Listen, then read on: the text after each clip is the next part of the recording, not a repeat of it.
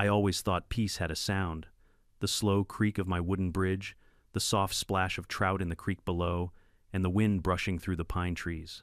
For 15 years, that little bridge carried nothing heavier than my pickup and a few neighbors' kids on bicycles. Then one morning I heard a new sound, the deep grinding roar of a cement truck. And behind the wheel, HOA President Karen herself waving like she owned the place. By the time I stepped outside, the bridge was trembling, mud swirling in the water and my blood boiling. When I told her she was trespassing, she smirked and said, "Then maybe you should build a stronger bridge, Mike." That's when I knew this wasn't about concrete, it was about control. She thought she could drive over me the same way she drove over my bridge. She was wrong. Before we dive in, tell me where you're watching from, and don't forget to subscribe because you won't believe how this bridge fight ends. The creek behind my cabin is one of those quiet, stubborn things that ignores calendars. Spring snowmelt swells it. August turns it into a ribbon of glass. 15 years ago, when I signed the deed for this parcel, I built my bridge across that stubborn line with Miguel and a rented post pounder. We measured the span between bedrock shelves, bored the pilings through packed gravel, laid the beams, lag-bolted the stringers, and decked it with kyline-dried planks I sealed by hand, while a golden retriever named Scout watched from the bank. It wasn't a trophy. It was a promise that I could come home without asking anyone's permission. A promise is a boundary in wood form. People forget that. When the HOA formed 2 years ago, I didn't object. I even paid the first assessment $50 for neighborhood beautification because I like a good streetlight as much as anyone. But boards like ours grow like ivy, slow, polite, and choking if you let them. Karen got herself elected president the way a thunderstorm elects itself a problem suddenly and everywhere. She favored clipboards, emergency emails, and the phrase for the community the way a chef favors salt. The first letter I got from her was framed as a courtesy reminder: front setbacks must remain clear of non-compliant structures. The photo attached showed my canoe rack, which sits 20 feet inside my line alone and harmless. I wrote back with a copy of my survey and a polite note. Respectfully, my front setback begins at the county right-of-way, not the creek. The bridge and the approach are private. She replied with a smiley face, and, "Let's discuss at the next board meeting." At the meeting, she brought a laminated map printed from who knows where. No topography, wrong scale, and the creek drawn like a cartoon snake. She tapped it with a pen. As you can see, both approaches to the bridge provide ingress and egress to community amenities. That places them under HOA purview. I stood, held up my own survey, the one stamped by Carson County, the one with legal bearings tied to iron pins sunk before our subdivision had a name. "As you can see, Karen," I said, matching her cadence, "the west bank of the creek lies entirely within my metes and bounds. The county easement stops 50 feet up the gravel lane at this T-post. The bridge is not an amenity. It's my driveway." A few neighbors shifted uncomfortably, eyes moving between my paper and Karen's laminate, like they were watching tennis. Karen kept smiling the way people smile at toddlers who say impossible things. "We'll take this under advisement," she said, "which is HOA 4. We'll do what we want." 2 weeks later, I found the first cement truck rattling across my board's drum, spinning a gray heartbeat men in neon vests, hanging off the running boards like ornaments. They were headed to Phase 1, a future tennis complex that had more funding than votes, more swagger than plan. The driver waved like we were old friends. I waved back with my whole arm and every finger but one. I moved fast after that. I sunk a cedar post at the mouth of my approach and screwed on a reflective sign: "Private bridge, 5-ton limit, trespassers will be prosecuted." I added a chain across 2 bollards with a keyed latch because people obey chains more than language.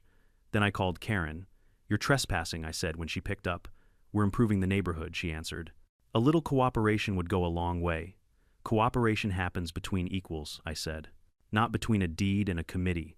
She exhaled through her nose, her version of a laugh. "I'll send compliance over to take a look." "Send a surveyor," I said, and hung up.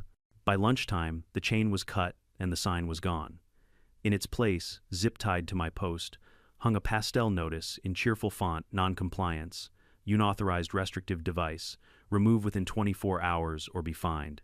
I took a photo of it, then another of the boot prints leading to the creek, then the sheared padlock glittering in the dirt. Paper can lie, pictures don't. Neighbors started choosing sides the way people choose weather forecasts, whichever report flattered their plans. Hannah from 2 doors down texted, "I'm with you. This is ridiculous." Darren from the cul-de-sac posted in the community forum, "Bridges are meant to be crossed. Don't be selfish." Miguel brought over coffee and a raised eyebrow. "They're bold," he said. "They're bored," I said. Bold gets you a statue, bored gets you stupid. Karen scheduled another meeting. I went out of respect for the few board members who still remembered we were neighbors. She had arranged the chairs in a circle, which is what people do when they plan to steamroll you and want it to look like a conversation. A projector splashed slides on the wall, Community Access Plan Phase 1, photos of pickleball courts, families with perfect teeth, clip art of a creek without a bridge. Mike, she purred, we recognize your contribution to the spirit of this community. Spirit is not binding, I said. Surveys are. She clicked to a slide labeled Easement Clarification and read a paragraph that sounded legal if you didn't listen. It cited a policy manual printed by a landscaping company and an excerpt from a state statute that applies to public subdivisions, not private parcels. I let her finish, then placed a manila folder on the folding table like I was laying down a pair of aces. Inside were my warranty deed, the recorded plat, the county GIS printout, and a letter from the road commission chair, confirming in very boring language that the public easement terminates at the end of the gravel lane and does not include private structures spanning natural watercourses. Karen skimmed the first line, smiled wider, and slid the folder back like I'd offered her dessert. We'll have council review, she said. In the meantime, construction continues. In the meantime, I said, trespass continues.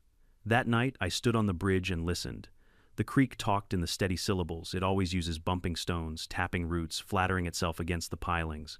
I ran a flashlight along the underside, the cord beams still true, the joist hangers snugged the carriage bolts bright in their countersinks.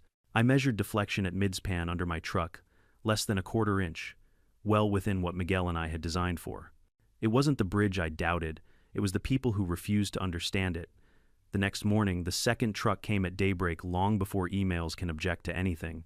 I stepped onto the decking as it approached and held up my hand like a traffic cop in a movie. The driver slowed. Karen in the passenger seat rolled the window down. Her sunglasses were big enough to double as riot shields. Morning, I said. You're over the weight limit. She pointed at the middle distance, where the future courts would be if they ever became more than slides. Community project, she said. You're obstructing progress. The sign clearly says 5 tons, I said. You're 3 times that with a half load. The sign, she said, was not approved by the board. I leaned slightly closer so she could hear the smile in my voice. The bridge wasn't either. She rolled up the window. The driver revved. I stepped off and let the creek keep the minutes. The boards hummed under the drum's slosh. The handrails quivered like reeds. The truck made it across barely, and the driver slapped the door twice like he'd won something. Behind him, a plank showed a hairline crack glinting silver in the sun where the sealer had split. Not failure, a warning. That's when I put up the second sign, the ugly one, trespassers will be prosecuted. I don't like threats. But sometimes language needs an edge to be heard over engines. I mounted 2 trail cameras high in the alders aimed so they could see license plates and faces in the side mirrors. I logged times and loads in a spiral notebook. Data is just a story with receipts. The third truck came at noon as if to prove a point. They always come in threes, storms, bad ideas, cement trucks, piloted by hubris. When it rolled onto the approach, I didn't wave, didn't argue, didn't block the path with my body. I stood on the bank and watched physics draft a complaint letter more eloquent than mine. The decking bowed. The guardrail stanchions groaned. The midspan, perfectly fine under normal life, whispered a sentence. Only engineers here. I can carry this once, maybe twice, but I won't forgive. Late that afternoon, Karen taped another notice to my post. Final warning. She chose pink paper this time, maybe to soften the threat. The bottom line read, failure to comply will result in escalating fines. I snapped a photo of her hand as she pressed the tape color on her nails, the HOA bracelet on her wrist, the ring with the little gavel charm she wore like a crown you can wash dishes in. The camera captured something else too, the smile that comes from mistaking patience for weakness. That evening, Hannah brought peach cobbler and gossip. They told people you refused to let an ambulance cross last year, she said, horrified at the lie, even as she repeated it. Funny, I said. I built the bridge wide enough for one. People are scared to speak up, she said. People should try measuring instead. She laughed, then looked at the cracked plank like it was a bruise on skin. You going to do something? Oh, I am, I said. But I'm not going to shout. I'm going to document. Some fights are won with volume. Mine would be won with ounces. The weight of paper, the small click of a shutter, the careful turn of a wrench on a hidden bolt. They had a committee. I had gravity. And gravity doesn't need a vote. By the time the sun slid behind the pines and the creek went back to its vowel sounds, I'd come to a decision that felt like setting a nail straight with one true blow. Tomorrow, I'd stop playing defense. I'd stop trying to convince people who'd already chosen not to understand. If they wanted to keep crossing a line, I'd show them where it was in a language they couldn't ignore. I locked the gate to the porch, poured 2 fingers of the good bourbon, and set the trail cam feeds on my tablet, one at the approach, one at midspan. In the quiet, I could hear everything I needed: the faint whir of the camera's infrared, the steady chorus of the creek, and beneath it all, a drumbeat far away on the county road, patient as weather. They would come again. They always do. And when they did, the bridge and the law behind it would be ready. Miguel showed up the next morning in his old blue Ford toolbox, rattling in the bed thermos in hand. He still had that slow grin that said he'd seen too much and survived it anyway. "Heard you got a traffic problem," he said. "More like a weight problem," I replied, leading him down toward the bridge. We stood there a long while, both of us silent, listening to the water curl around the pilings. Miguel crouched, tapped one of the stringers with a wrench, and nodded. "Still solid," he said. "Your work holds." "Yeah," I said. "I built it for life, not for HOA-sized egos." He chuckled, the sound dry as gravel. "So what's the plan, amigo? You want me to fix it or teach a lesson?" "Both," I said. Miguel rubbed his jaw. "A lesson in engineering, then." We went back to my garage, where the smell of oil and cedar mixed with coffee grounds. I unrolled the original plans of the bridge across the workbench, faded blue paper edges curled like old leaves. "You remember when we designed the midspan reinforcement?" I asked. He traced a line with his finger. "Yeah, dual plate girders tied with carriage bolts, rated for 15 tons distributed load." "Exactly," I said. "But see this section here. If I remove these 4 bolts, the load shifts entirely to the outer beams," Miguel finished. "Still safe for light traffic, but anything heavier than 10 tons, and the center gives just enough to make a point," I said. He gave me a look that was half admiration, half caution. "You're not planning to kill anyone, right? I'm planning to let physics do what HOA meetings never could: set boundaries." Miguel poured us both coffee and leaned against the workbench. "You're going to need proof. They'll call it sabotage." "I already have proof," I said, tapping my laptop. "Trail cams, time stamps, truck weights, every crossing logged." He raised an eyebrow. "Still, if you're going to make a statement, you better make it clean. Engineers don't break things. We demonstrate failure modes." "That's exactly what I intend to do," I said.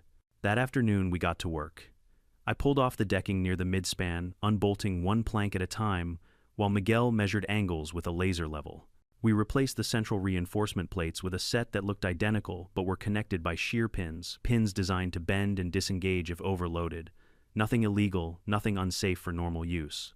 But a cement truck would feel it like an earthquake. We tested it with my pickup. The bridge creaked, held settled back into silence. Perfect. Then we wired a motion-triggered camera under the deck facing upward and another on the far bank watching the approach. Every truck, every driver, every license plate, it would all be on record. By dusk, the bridge looked untouched. I swept sawdust into the creek and rinsed the mud off my hands. Miguel stood beside me, eyes glinting in the fading light. "You ever think about retirement?" he asked. "I did," I said. "But apparently I'm the entertainment committee now." He laughed. "You're crazy, Mike, but I like it." Before he left, Miguel clapped me on the shoulder. "Remember, let them walk into their own mistake. Don't rush it." "I won't," I said. "Karen's too proud to slow down." Over the next few days, I played the waiting game. HOA trucks rumbled through the neighborhood horns, blaring, dust rising. Karen strutted around in her red windbreaker with the HOA logo clipboard in hand, like she was inspecting troops. One morning I was sipping coffee on the porch when I heard that familiar growl, the deep diesel throat of a cement mixer. It came from the cul-de-sac tires grinding gravel. I grabbed my tablet and pulled up the live feed. Karen was there, of course, standing beside the truck, shouting directions with her hands on her hips. She waved the driver forward, motioning toward my bridge. I felt a twist of adrenaline in my chest. "Here we go," I whispered. The truck lumbered down the slope, its weight pressing into the planks like a slow heartbeat. The boards flexed normal deflection. Then it reached the center, and the shear pins performed their quiet magic, a subtle sag, a whisper of complaint, just enough to tilt the load. The driver stopped. Karen leaned out, yelling something I couldn't hear. The truck reversed, groaning, then crept forward again. The bridge held. Barely. When it reached the other side, a small puff of wood dust rose from the deck where the joint had bent. I smiled. Not yet, but soon. That night, Miguel called. "Test run," he asked. "Successful," I said. Bridge spoke politely. He chuckled. Next time, maybe louder. Next time's coming, I said. 2 mornings later, the HOA scheduled another major pour for the tennis courts. 3 trucks, Karen supervising personally. I'd overheard her bragging to the neighbors that the bridge nonsense was resolved. By 7 a.m., I was set up on my porch with a cup of black coffee and a camera zoomed to perfection. The creek glimmered like liquid glass, still and patient. The first truck rumbled into view, its drum spinning, sloshing gray cement like a giant stomach. The second followed close behind. Karen walked in front, pointing with a rolled blueprint, as if conducting an orchestra of arrogance. When the first truck hit the bridge, the decking groaned. Birds scattered. Water rippled beneath. Then came the second. The sound changed, a low creak turning into a wooden moan. One of the shear pins surrendered with a clean metallic snap. The midspan dipped just enough to throw the truck's front wheels off balance. The driver slammed the brakes, but momentum had already signed the check. The cab lurched downward, the rear drum tilting as a wave of cement surged forward and spilled through the open hatch. In one magnificent slow-motion moment, gray sludge cascaded into the creek, coating the rocks like frosting. The truck's front axle dipped into the shallow water with a splash that could be heard halfway down the street. Karen screamed. It wasn't a scream of pain, more like disbelief wrapped in rage. "You're done, Mike, you're going to jail." I stepped off my porch and walked toward her, calm as a Sunday sermon. "Morning, Karen," I said. "You might want to read the sign next time." She pointed furiously. "You sabotaged the bridge." "No," I said, "you sabotaged common sense." She turned to the police officer arriving on scene, someone she'd obviously called in advance, expecting to witness my humiliation. The officer surveyed the scene: 1 stuck cement truck, 1 very angry woman, and a perfectly intact sign reading 5-ton limit. "Ma'am," he said carefully, "that's well within his rights. This is private property. The bridge had a posted restriction." Karen's jaw went slack. "But it's a community route." The officer looked at her clipboard. "Do you have documentation of that?" Her silence said everything. I took out my phone, showed the video feed from the camera. "See, overweight vehicle. Warning sign visible. Driver ignored it." The officer nodded. "Seems clear to me." Miguel, who had arrived by then, whispered, "You planned this too well." "Just planned it enough," I said. Karen tried to climb onto the truck to retrieve her clipboard, slipped and ended up ankle-deep in cementy water. The crowd that had gathered, neighbors, curious onlookers, tried not to laugh. Tried but failed. The officer offered her a hand. She refused it. Pride always weighs more than cement. As the tow crew arrived to pull the truck free, I stood back and let the scene play itself out. The bridge held scarred, but triumphant. It had carried the weight and delivered the message. That evening, I reviewed the footage frame by frame. The sound of the pin snapping the splash, the moment Karen's eyes widened, that was art. I saved it on 3 drives and sent a copy to my lawyer just in case. Karen, of course, didn't take defeat quietly. By sundown, she'd filed a complaint with the county and blasted a mass email accusing me of reckless endangerment and deliberate destruction of shared infrastructure. I poured myself a drink, looked out at the bridge gleaming silver in the moonlight, and smiled. Let her file whatever she wanted. I had video permits and physics on my side, and this was only the beginning. Because if Karen thought a half-sunk cement truck was the end of my patience, she had no idea what the next chapter of this little war would bring. The bridge had drawn the line. Now I was going to make sure everyone knew exactly where it was carved. By dawn the next morning, the entire neighborhood buzzed like a hornet's nest. The HOA email thread had exploded overnight subject lines in all caps: urgent O, incident private bridge, failure community, safety at risk. You'd think I'd collapsed a freeway instead of mildly inconveniencing a cement truck. I woke to the sound of helicopters, or so I thought. Turned out it was 2 drones hovering above my property, both stamped with bright HOA stickers. One of them had Karen's husband's name printed on the controller. Real subtle. I stepped outside in my robe, coffee steaming in hand, and gave them a friendly wave. "Make sure you get my good side," I called up. One drone dipped lower like it wanted to argue. Miguel rolled into the driveway a few minutes later, grinning. "Your bridge is trending," he said. I raised an eyebrow. Trending, he held up his phone. Sure enough, someone had uploaded a 30-second clip of the incident. Title: HOA President's Cement Truck Sinks on Homeowner's Bridge, Instant Karma. The view count was climbing by the second. The thumbnail was perfect. Karen mid-scream, half-submerged, clipboard clutched like a drowning flag. I took a sip of coffee. "Well," I said, "at least she finally built something viral." Miguel snorted. "You better lawyer up. She's not going to take this lying down." He was right. By noon, I'd received 2 official notices, one from the HOA board accusing me of reckless endangerment, and another from Karen herself, a cease and desist letter written in Comic Sans. She'd CC'd the sheriff, the county inspector, and for some reason the local garden club. I printed it out and pinned it to my fridge like a trophy. That afternoon, Karen marched down my gravel lane flanked by 2 HOA security officers wearing fluorescent vests and clipboards.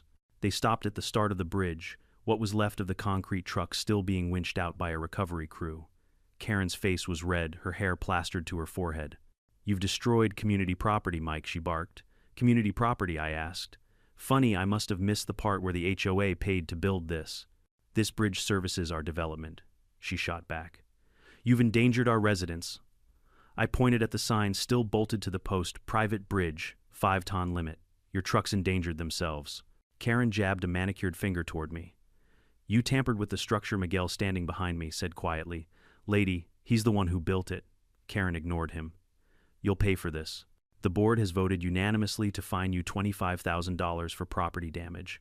I raised an eyebrow. "Property damage to my own property." She crossed her arms. "As president, I can assess penalties for actions that harm the community's value." "Then maybe you should fine yourself," I said, "for flooding the creek with cement." One of the HOA officers snorted and quickly pretended to cough. Karen spun around, glaring. "We'll see you in court, Mr. Carter." "Looking forward to it," I said. "Bring a bridge expert, you'll need one." She stormed off her entourage, scrambling to keep up. Miguel chuckled once they were gone. "You poke the bear, she brings drones." "I build a fence, she brings lawyers," I said. "Next steps, probably tanks." By evening, the video had hit 100,000 views. Comments poured in classic HOA overreach. "Karen strikes again, gravity 1, bureaucracy 0. Someone even edited it with dramatic music and labeled it Cement Karma 4 Kelvin's Drone Edition. I didn't post it, but I definitely didn't mind. Meanwhile, Karen was on a warpath. The HOA Facebook page turned into a propaganda machine overnight. She posted grainy photos of the bridge and wrote, "A dangerous structure collapsed under illegal modifications. HO taking action." I commented under it, "Correction structure held. Truck collapsed. Thanks for the free advertising." Within an hour, my comment had 500 likes and 3 dozen laughing emojis. The next day, the county inspector arrived. Older guy, tan uniform, clipboard thicker than a phone book. "Got a complaint from the HOA," he said, stepping carefully across the bridge. "Said you built this without a permit."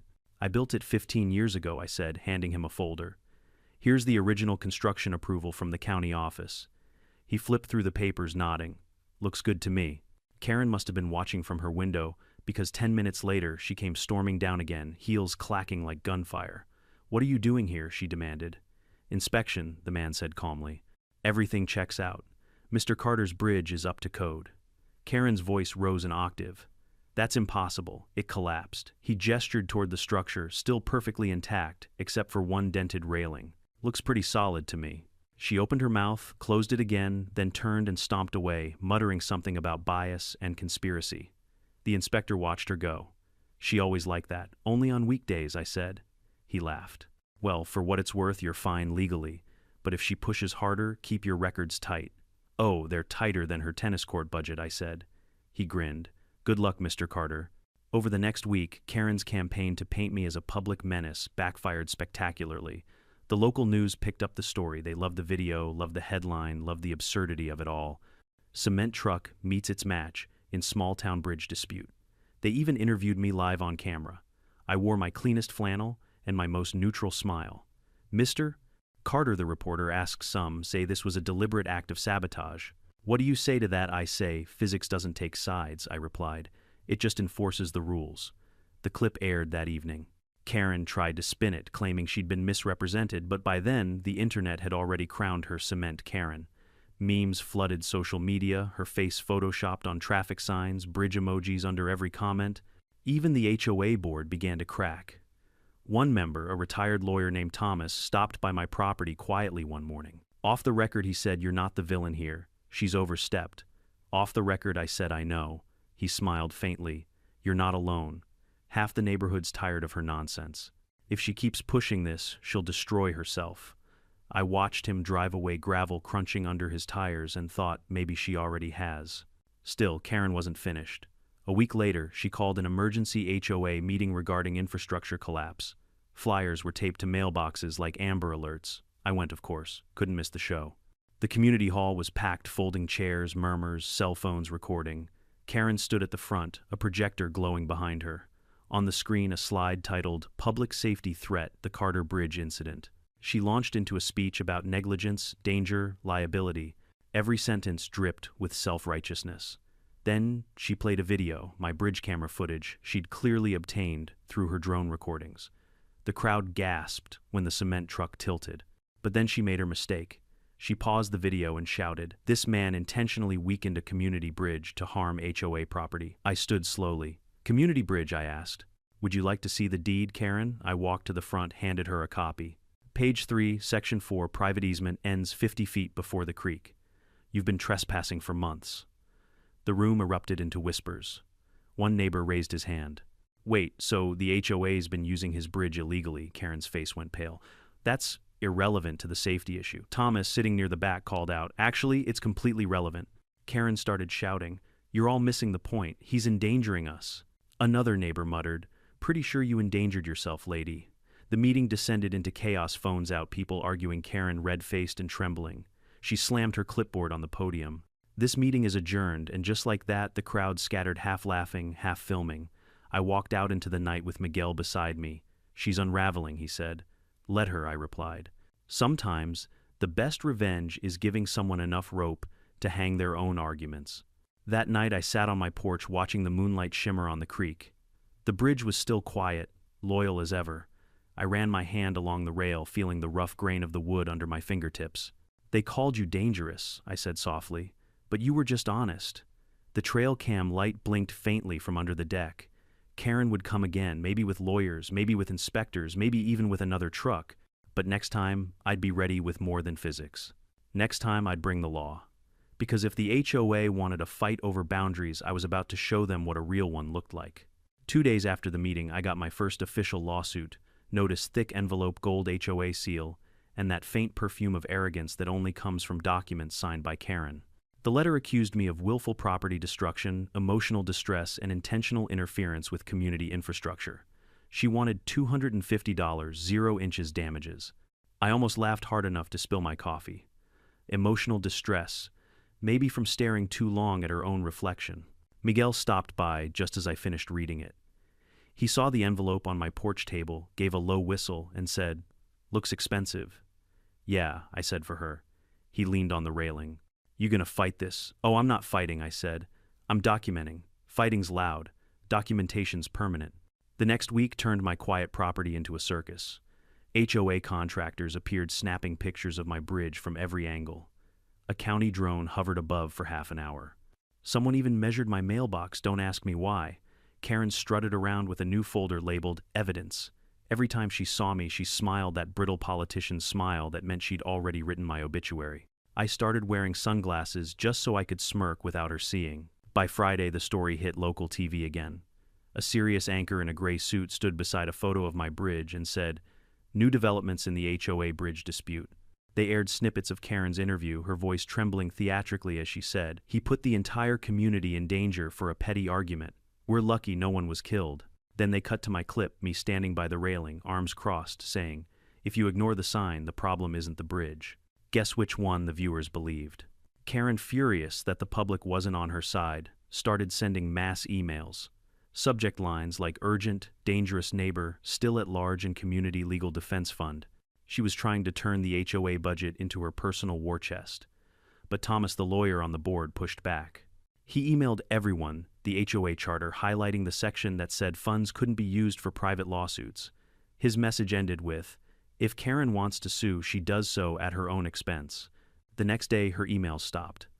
I imagined her kitchen table covered in bills and legal forms, a pot of cold coffee, her phone blowing up with notifications she couldn't control. I'd be lying if I said it didn't feel good. Of course, Karen couldn't let it go. When the legal route got expensive, she tried a new angle, public pressure. She printed flyers with my face on them, grainy photo from the news clip, and the words, "Danger to community safety." She stuck them on lampposts, bulletin boards, even the grocery store window. Hannah texted me a photo of one. "You're famous again," she wrote. I texted back, "Can't wait for the autograph requests." That night, I took my truck a staple gun and a sense of humor and went on a little walk. For every flyer I found, I stapled a new one next to it, same image, but with big black letters saying "Wanted Common Sense." Last seen at HOA meeting. By morning, my version had more likes on social media than hers. A few days later, the sheriff came by, not in uniform, just jeans and a baseball cap. He'd seen the video, the news, the flyers, the whole circus. "Mike," he said, standing beside his truck, "I'm not here to cause trouble.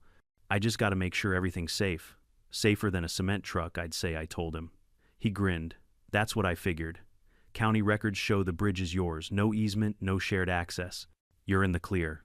Just keep the peace, all right. I've been trying," I said, "but peace keeps driving 12 tons over my bridge." He laughed, tipped his hat, and left. Karen must have seen the visit from her window because 5 minutes later I got an email from HOA_president@ironwoodcommunity.org, subject trespassing investigation. "I saw a police vehicle on your property today. This behavior confirms our concerns. The HOA will not tolerate intimidation tactics." I replied, "Thanks for the concern, Karen." He stopped by to compliment the bridge. No response.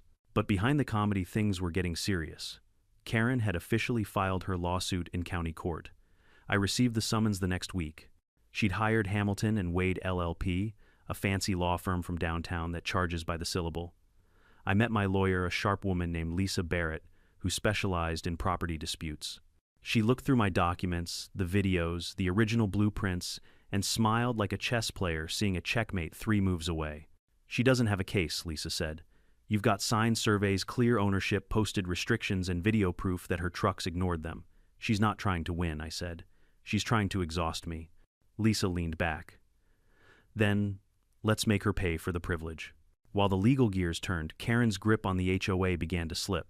People were tired of fines for lawn colors, for trash cans, for bird feeders. The bridge fiasco had cracked something open. Hannah started a petition, "Vote of No Confidence in HOA Leadership." Within a week, she'd gathered over 70 signatures, enough to force a board election. Karen tried to block it, calling it procedurally invalid. The members ignored her. Thomas stepped forward as interim president. His first act, cancel the tennis court project. His second, send me an email that said simply, "Mike, I'm sorry it came to this. We're cleaning house," literally and figuratively. For the first time in months, I slept easy. Of course, Karen still had one weapon left: the courtroom. The hearing date arrived on a crisp Thursday morning. The courthouse smelled like old paper and revenge. I wore my good jacket. Karen arrived in a red blazer that screamed desperation. She had a stack of papers thick enough to choke a filing cabinet. I had a single binder labeled facts. The judge, an older man with kind eyes and no patience for nonsense, took his seat. "Let's hear the plaintiff first." Karen's lawyer stood slick hair and rehearsed outrage. "Your Honor, this man deliberately modified a public structure, endangering community vehicles and causing severe financial losses to the homeowners association." The judge glanced down at the documents. "Mr. Carter, is this bridge on your property?" "Yes, sir," I said, handing him the deed and survey. He examined them for a moment, then turned to Karen. "Mrs. Peterson, do you have documentation proving the HOA's ownership?" Karen stood abruptly. "The bridge connects to community land. It's used by residents daily. Use," the judge said, "is not ownership." Lisa slid a tablet across the table. "Your Honor, if I may, here's video evidence of HOA vehicles ignoring posted weight limits." The courtroom screens lit up with the footage: the cement truck crossing, the snap, the splash, Karen screaming. Someone in the audience laughed before catching themselves. Karen's lawyer tried to object, but the judge waved him down. "I've seen enough." Karen's voice trembled. "He rigged it to fail." I kept my tone calm. "I built it to hold 10 tons. You brought 12. The judge nodded slowly. "Mrs. Peterson, I'm dismissing your claim. And Mr. Carter, you may file for damages if you wish." Karen froze, color draining from her face. Outside, the courthouse reporters waited. Microphones, cameras, the whole show. Mr. Carter one shouted any comment for the community. I smiled. "Just this: never underestimate a well-built bridge." Karen brushed past, eyes red, muttering something about appeals. Lisa nudged me. "You handled that well." "I had practice," I said. "Every HOA meeting is a rehearsal for court." That night I sat by the creek with a beer in hand. The bridge glowed under the porch light, strong as ever. The world was quiet again, almost. Miguel called. "You won, huh?" "More or less," I said. He laughed. "You know she's not done right." "I know," I said. "But next time she won't be facing just me." "Who else? The whole neighborhood." He whistled low. Guess gravity's not the only force on your side. I smiled into the dark. Nope, there's momentum now.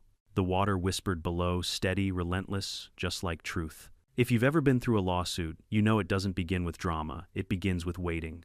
Endless grinding, coffee-stained waiting, lawyers trading emails, clerks stamping forms. Karen filing new motions every other day like she was throwing darts in the dark, hoping one might hit something. Lisa, my lawyer, told me to stay calm. She's trying to rattle you, she said. Keep records, keep quiet, and for heaven's sake, don't take the bait online. That last one was harder than it sounded, because while the legal wheels creaked along, Karen was waging psychological warfare. HOA newsletters suddenly included reminders about dangerous private structures. A neighbor spotted her at the local cafe, telling anyone who'd listen that I was under investigation for property fraud. Fraud. That word burned. I wanted to storm into the next meeting, drop the deed on the table, and watch her choke on her own lies. But Lisa stopped me. You'll win faster in court than in a shouting match. She was right, but I wasn't built for silence. Miguel, bless him, showed up almost every day to keep me from losing my mind. He'd bring tacos, bad jokes, and occasionally updates from the neighborhood gossip circuit. You're the main character of this subdivision, he said one afternoon, chewing thoughtfully. Everyone's taking sides. Half the people think you're a folk hero. The other half think you're a terrorist with power tools. Sounds about right, I said. You should see the memes, he added, pulling out his phone. Someone photoshopped your face on a bridge troll with a stop sign. I laughed. That one's accurate. But the laughter didn't last. Karen was relentless. She'd somehow obtained my building permit records, public information, and started spreading rumors that my bridge had expired safety certification. She even sent a letter to the local paper claiming my structure violated state waterway standards. The paper printed it under opinion. Still, it stung. So I decided to respond the only way I knew how, not with noise but with documentation. I spent an entire weekend digging through old boxes in the attic until I found a dusty binder labeled Ironwood Creek Survey, 2009. Inside were the original county drainage assessments stamped and signed by the Department of Natural Resources. Right there, in neat black ink, it stated Carter Bridge private crossing, no municipal maintenance required. Not only that, it confirmed the creek was not a public waterway. The HOA had zero jurisdiction over it. I scanned everything, filed digital copies, and sent them to Lisa. Her reply was immediate. This changes everything. Don't show anyone until the hearing. I didn't, but I smiled every night knowing I had a quiet weapon sitting in my inbox. Meanwhile, the HOA board was falling apart faster than a cheap deck. Thomas resigned as interim president after receiving hate mail from Karen's supporters. Hannah, bless her, took his place temporarily, promising to restore civility, but Karen still loomed like a storm cloud. She had friends on the board, and she wasn't above emotional blackmail. At the next open meeting, she stood up trembling dramatically and said, Mike Carter has destroyed our sense of community. He's mocked our authority, humiliated this board, and endangered our families. If we don't act now, what message does that send? Hannah calmly replied. That we respect property rights and basic decency, the room murmured. Karen turned bright red, slammed her folder shut, and stormed out. The next morning, someone egged my mailbox. HOA-approved eggs, I assumed. Lisa called that afternoon. The judge has set the preliminary hearing for next month, she said. Be prepared. Karen's attorney will go in aggressive. They'll try to paint you as negligent. Negligent for building a bridge, I asked. For daring to own it, she replied. She wasn't joking. Over the next weeks, I started noticing strange cars idling near my driveway. Drones flew lower than ever. Once I caught a guy in a reflective vest poking around my fence with a clipboard. When I approached him, he muttered something about inspections and left in a hurry. I installed motion lights and added another camera, one pointing directly toward the HOA office down the road. If they wanted to watch me, I'd give them a show. Despite the tension, there were moments of humor that kept me sane. One afternoon, Hannah knocked on my door holding a Tupperware of banana bread. I figured you could use some support, she said. Thanks, I said. What's the latest HOA rumor? She grinned. That you've built an underground bunker beneath the bridge. I burst out laughing. If only. Maybe I should start charging tolls. Her expression softened. You know, people are realizing what's happening.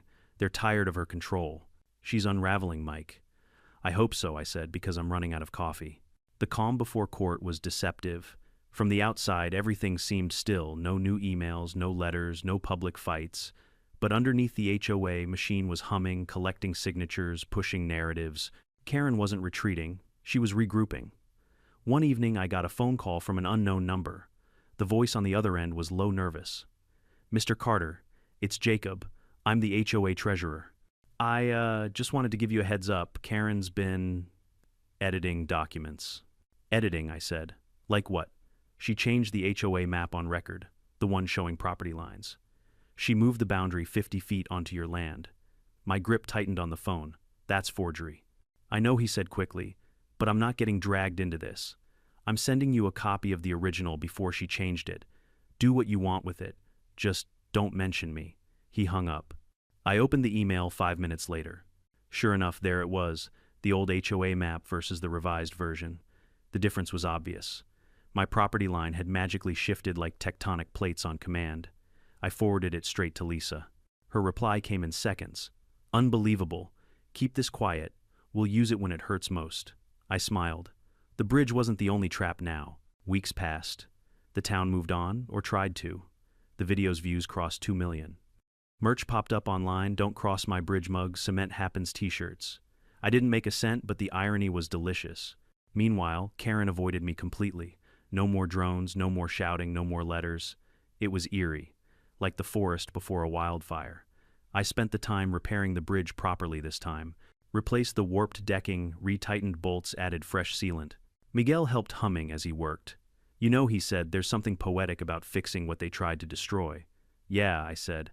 "Poetic justice." He winked. "Save that line for court." The night before the hearing, I couldn't sleep.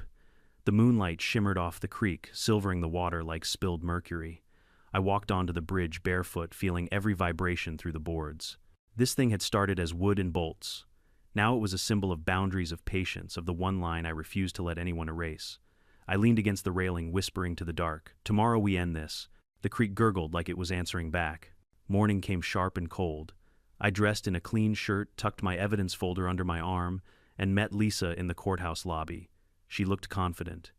"You ready, born ready?" I said. "But let's make sure she's not." Karen was already there, pacing in heels too high for common sense, clutching her binder like a shield. She saw me and hissed under her breath, "Enjoy it while it lasts." "Oh, I intend to," I said. Lisa gave me a small smile. "Stay calm. She'll talk herself into the hole." I nodded, but inside I could feel the storm brewing the final act. The calm was over. Tomorrow the bridge would speak again, not through wood or bolts this time, but through truth. And this time even Karen wouldn't see what was coming. The courthouse in Carson County wasn't built for drama. It was built for zoning disputes, tax appeals, and the occasional drunk who punched a mailbox. But that morning it looked like the stage for a soap opera. Reporters lined the hallway. HOA members filled the benches in their pastel outfits, whispering like they'd come to watch a live execution. Karen was there, of course, red blazer, pearl earrings, every hair in place. Her lawyer, a sleek young man in a $1,000 suit, looked like he'd rehearsed his outrage in front of a mirror. Lisa leaned toward me and whispered, "Remember, she's going to overplay it. Let her." I nodded. My hands were steady. I'd already won this fight in silence weeks ago. She just didn't know it yet. The judge entered, gray hair, steady eyes, a face that said he'd seen enough HOA nonsense to last 10 lifetimes. He adjusted his glasses. Case 22 to 3,417 Ironwood Homeowners Association versus Michael Carter. Karen's lawyer rose dramatically. "Your Honor, this case is about negligence, about one man's reckless disregard for community safety. The defendant deliberately tampered with a bridge used by residents, resulting in a collapse that endangered lives and cost our clients thousands." I sat still, watching him gesture like a magician trying to distract the audience. He clicked a remote, and on the screen behind him appeared the infamous photo, the cement truck tilted sideways, Karen screaming mid-sentence. "This image," he said solemnly, "represents the danger this man created." Lisa leaned close and murmured, "That image represents your victory. They just don't know it." The judge nodded. "Mr. Carter, your opening." Lisa stood calm and precise. "Your Honor, this case isn't about negligence. It's about entitlement. My client built, owns, and maintains a private bridge on his land. The HOA repeatedly ignored posted weight limits, trespassed, and caused their own damage. We have documentation, video proof, and legal surveys to prove it." The judge's eyebrow twitched, the courtroom equivalent of a standing ovation. Karen's lawyer smirked. "We'll see." The first witness was Karen herself. She marched to the stand like she was auditioning for a crime drama. swore the oath, then turned toward the audience as if she had a fan club. "Mrs. Peterson," her lawyer began, "can you describe the incident in your own words?" She took a deep breath. "Yes, thank you. It was a beautiful morning until he decided to sabotage community property. I was overseeing the construction of our tennis court, a project approved by the HOA for everyone's benefit. Suddenly, the bridge gave way. It was terrifying." Her lawyer nodded solemnly. "And you believe Mr. Carter intentionally weakened it?" "I know he did," she said, eyes flashing. "He's been hostile toward the HOA since day one. He even told me once that gravity would teach us boundaries." Murmurs rippled through the courtroom. Lisa stood slowly. "Mrs. Peterson, may I ask how many times did your vehicles cross Mr. Carter's bridge before this collapse?" Karen hesitated. "Several. Specifically, maybe 10 or 12. Lisa smiled. "And each time you ignored the posted 5-ton weight limit?" Karen straightened her shoulders. "Those signs weren't official." "Do you mean they weren't approved by you?" The courtroom chuckled. Karen's lawyer objected, but the judge waved it off. Lisa continued. "Mrs. Peterson, are you aware that your cement truck weighed nearly 12 tons? Karen froze. "And are you aware that the county's official map lists Mr. Carter's bridge as a private access crossing?" Her lips parted. That's incorrect." Lisa walked to the evidence table and held up the county document. "This is the original plat map from the Department of Transportation. It clearly marks the bridge as private. Would you like to read it?" Karen tried to smile, but her face twitched instead. I don't need to." "Good," Lisa said, returning to her seat. "Because the judge will." Next came Miguel. He walked to the stand in his denim jacket and work boots, looking every bit the retired engineer who'd seen more common sense than most bureaucrats combined. "Mr. Alvarez," Lisa began, "you helped construct the bridge 15 years ago." "Yes, ma'am. Was it built to standard, better than standard?" "We over-engineered it. That bridge could handle 10 tons safely. Maybe 11 in a pinch. But you don't argue with physics." Lisa smiled. "And the HOA's truck, nearly 12. You do the math." Karen's lawyer tried to poke holes. "Mr. Alvarez, are you saying the bridge was designed to fail?" Miguel leaned forward. "No. It was designed to be respected." Laughter broke out. Even the judge smiled before banging his gavel for order. By lunchtime, Karen was fuming. Her lawyer whispered furiously, flipping pages while she scowled across the aisle at me. I took a sip of water and gave her a polite nod. After recess, it was my turn to testify. Lisa kept it simple. "Mr. Carter, what were your intentions that morning when the bridge sagged under the HOA truck?" "To protect my property," I said. "To remind people that boundaries mean something." "Did you intentionally endanger anyone?" "No, ma'am. I built that bridge to carry families, not egos." The judge chuckled under his breath. Karen's lawyer rose, pacing dramatically. "Mr. Carter, you admit to modifying the bridge before the incident." "Yes, I repaired it," I said, "like any responsible homeowner would." "You adjusted its structure, I reinforced it." He leaned closer. "Is it true that you installed a mechanism that could shift under weight?" "Yes," I said. "It's called a load distribution system. You can find it in any engineering handbook." The lawyer blinked, caught off guard. "And what happened when the HOA trucks exceeded the limit?" "The system distributed the load," I said evenly, "into the creek." The courtroom erupted in laughter again. The judge didn't stop them this time. By late afternoon, Karen's lawyer was drowning in objections of his own making. Every piece of evidence he presented, drone photos, complaint letters, edited maps, backfired. Lisa calmly pointed out inconsistencies, one after another. Finally, the judge leaned forward. "Mrs. Peterson, this so-called revised HOA map, where did you get it?" Karen stammered. It was approved by our board." Lisa stood. "Your Honor, I have the original version sent to my client by the HOA treasurer before it was altered." The judge compared them side by side. The room went dead silent. "This boundary shift," he said slowly, "is illegal." Karen's lawyer paled. "Your Honor, I had no knowledge." The judge raised a hand. "Enough. This case is no longer about a bridge. It's about falsified documents and harassment." Karen looked like she'd been struck. I didn't, Mrs. Peterson," the judge said, his tone icy. "I strongly advise you to remain silent before you make things worse." Lisa closed her folder. "No further witnesses, Your Honor." The judge leaned back, eyes sweeping the courtroom. "I've seen many HOA disputes in my years, some over mailboxes, others over lawn height. But this is the first time I've seen someone drown their credibility in wet cement." The audience laughed softly. He continued. This court finds in favor of the defendant, Mr. Carter. The HOA's claims are dismissed with prejudice. Furthermore, I am referring this matter for review of potential document tampering. The gavel fell like thunder. Karen's lawyer deflated into his chair.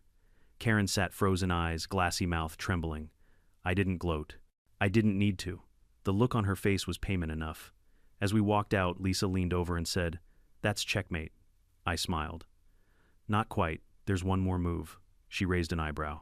"Oh yeah," I said, "the twist." Because what Karen didn't know yet, what no one in that room knew, was that I'd found something else in those old survey files. Something about the creek, the land beneath it, and the rights that came with it. The real story wasn't over. Not by a long shot. The courthouse emptied like a storm passing over a dry field, fast, noisy, and full of whispers. Karen sat motionless at the plaintiff's table, staring at the gavel like it was a guillotine that had missed her neck by an inch. Her lawyer packed up his files with the defeated precision of a man billing for every second of humiliation. Lisa and I stepped out into the cool afternoon air. She exhaled. "You handled that perfectly, Mike. Clean win." "Not clean enough," I said, looking back at the courthouse doors. "She'll file appeals, drag the HOA through more drama, spin this however she can. That woman treats defeat like it's a temporary glitch." Lisa smiled wryly. "You've still got that ace, don't you? The one you wouldn't show me before today?" I nodded. "Yeah, it's time." The next morning, the HOA called an emergency post-trial meeting. I went, not to argue to end it. The hall was packed, standing room only. Some folks were there out of anger, others out of curiosity, but most were there for spectacle. Karen sat at the front, pale but defiant. Her red blazer was replaced with navy, as if color could restore credibility. Her voice trembled, but she still had that politician's tone, part confidence, part performance. The court's decision, she began, was based on incomplete information. The HOA board will be filing an appeal. "We will not surrender the safety of this community to," Karen, I interrupted, gently stepping forward. "You might want to hold that thought." Every head turned. "I brought something the court didn't see," I said, holding up a thick envelope. "Not because it wasn't relevant then, but because it's more relevant now." Her eyes narrowed. "More of your theatrics," I smiled. "Documentation." Thomas, now reinstated as a board member, gestured toward the projector. "Let's hear him." I walked to the front and plugged in a flash drive. The lights dimmed, and on the screen appeared a scanned government document stamped in red: U.S. Federal Highway Administration, Private Access Corridor License, 2006. The room fell silent. "This," I said, "is a 20-year federal permit issued for the Carter property, authorizing a private access crossing over Ironwood Creek. The creek itself was declared non-navigable and privately managed under state and federal law." I flipped to the next slide. "Meaning, not only is this bridge mine, but the land and water beneath it are excluded from HOA oversight by federal exemption. You never owned it, Karen. You never even had the right to set foot on it." Gasps rippled through the crowd. Karen's jaw clenched. "You fabricated this." I clicked again, showing an official letter from the Department of Transportation dated 6 months prior, confirming the permit's renewal and digital verification. I turned back to her. "If I fabricated it, you can call the DOT and ask for yourself. They'll send you a copy. Though I doubt they'll appreciate being dragged into your next HOA memo." Miguel, sitting in the back, let out a low whistle. "Well, I'll be damned." Karen's composure cracked. "You're exploiting a technicality," she shouted. "A technicality," I repeated. "It's called property law. You should try reading it sometime." Hannah, who'd been sitting quietly near the front, stood up. "Karen, you lied to all of us. You told us the creek and bridge were community assets. You used HOA funds for a lawsuit we didn't approve." "That's not true," Karen snapped. Thomas raised a hand. "It is true. We reviewed the accounts. You diverted nearly $40,000 from maintenance funds to pay legal fees. The board never voted on that." A wave of murmurs spread. Someone in the back yelled, "Is that why our streetlights stopped working?" Karen stammered, I was acting in good faith." "No," I said softly. "You were acting in control. There's a difference." The crowd began to turn, their voices rising like a tide. "Resign, resign." Karen slammed her hand on the table. "You think you've won, Mike. You're just one man with a bridge." I looked at her evenly. "You're right, but that bridge carried truth, and you drove right over it." The room erupted into laughter, not cruel but cathartic. The kind of laughter that breaks months of tension. Karen's face turned crimson. Thomas cleared his throat. Effective immediately, I motioned to remove Mrs. Peterson from her role as HOA president for misuse of funds, falsifying documents, and defamation of a homeowner.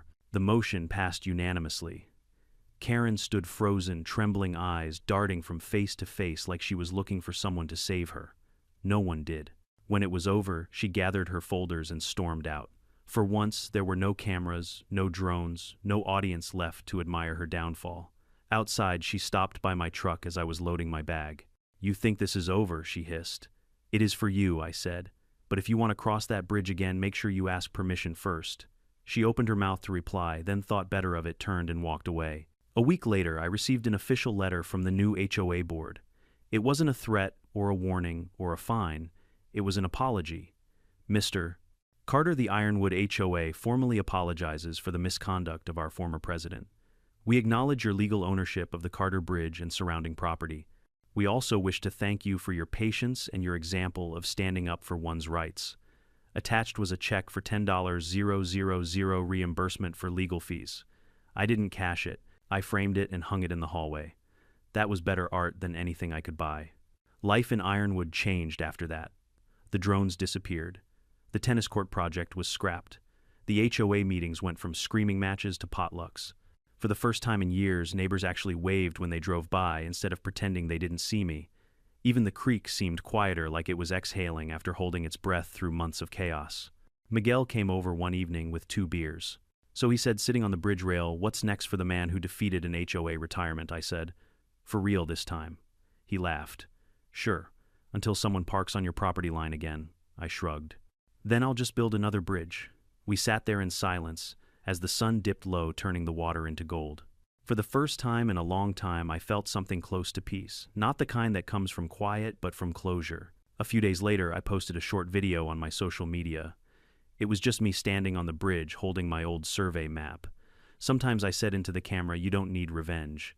You just need the truth and the patience to let gravity do the rest." The clip went viral again. Comments flooded in. Man turned engineering into art. Karen drove herself into her own trap. HOA stories never disappoint, I smiled reading them. Not because I wanted fame, but because somewhere out there another homeowner was probably dealing with their own, Karen wondering if they had the strength to fight back. They did. They just needed a bridge. Now, every time I walk across those planks, freshly sealed, solid as ever, I remember every argument, every letter, every shouted meeting that tried to tear it apart. The boards creak a little the way old friends do when they stretch. The water murmurs below a language older than law, older than pride. I pause halfway across, look out over the quiet creek and whisper, "We did it." Because in the end, it wasn't about land or lawsuits or even victory. It was about balance, the kind nature enforces long after people forget who drew the boundaries.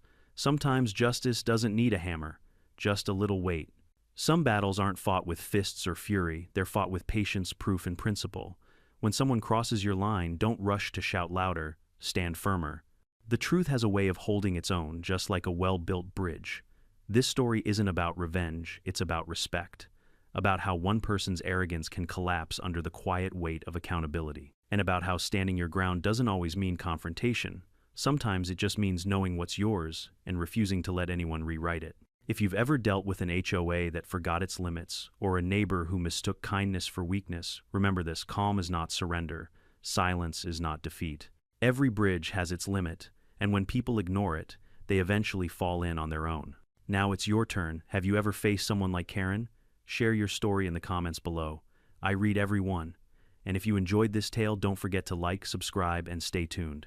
Because in this neighborhood, there's always another story waiting to be crossed.